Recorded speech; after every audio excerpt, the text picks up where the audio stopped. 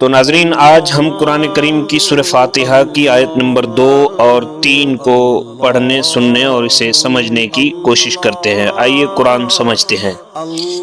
سورہ فاتحہ میں اللہ تعالیٰ فرماتا ہے دوسری آیت میں الرحمن الرحیم۔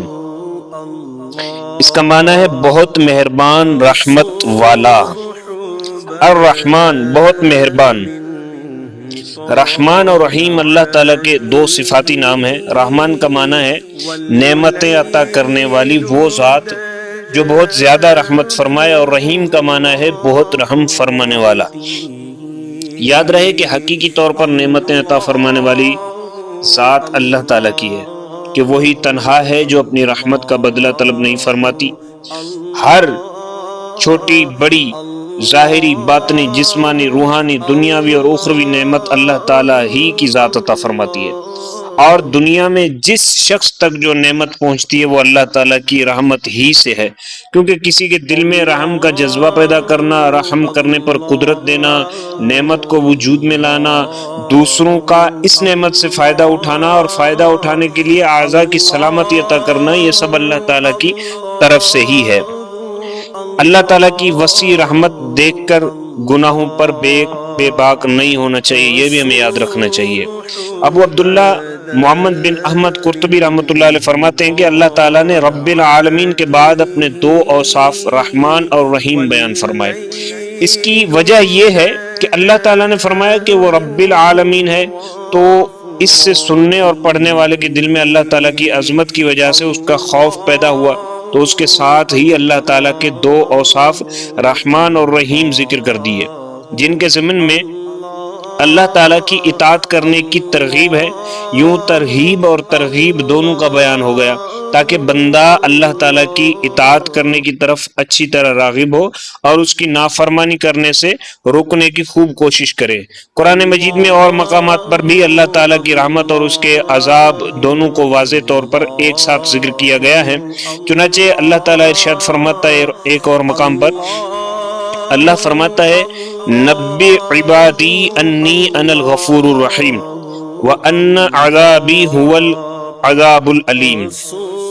میرے بندوں کو خبر دو کہ بے شک میں ہی بخشنے والا مہربان ہوں، اور بے شک میرا ہی عذاب دردناک عذاب ہے۔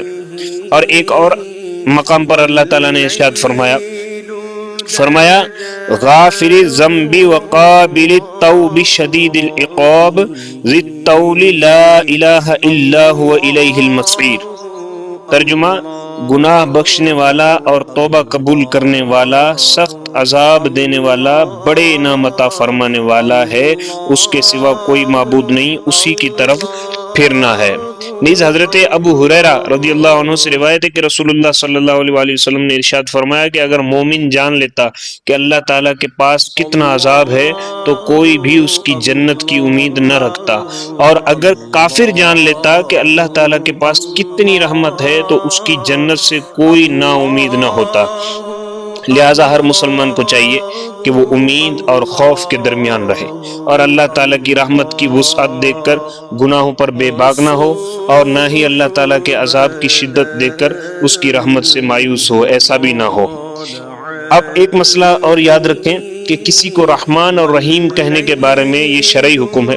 اللہ تعالیٰ کے علاوہ کسی اور کو رحمان کہنا جائز نہیں، رحمان کہنا جائز نہیں، جبکہ رحیم کہا جا سکتا ہے۔ جیسے قرآن مجید میں اللہ تعالیٰ نے اپنے حبیب صلی اللہ علیہ وآلہ وسلم کو بھی رحیم فرمایا ہے۔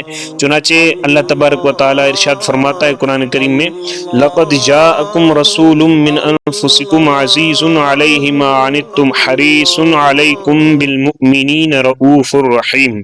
ترجمہ، بے شک تمہارے پاس تم میں سے وہ عظیم رسول تشریف لے آئے جن پر تمہارا مشقت میں پڑنا بہت بھاری گزرتا ہے، وہ تمہاری بھلائی کے نہایت چاہنے والے، مسلمانوں پر بہت مہربان، رحمت فرمانے والے ہیں۔ اب آتی ہے آیت نمبر 3۔ اس میں اللہ تعالیٰ نے فرمایا مالک یوم الدین۔ اس کا معنی ہے جزا کے دن کا مالک۔ مالک یوم الدین، جزا کے دن کا مالک۔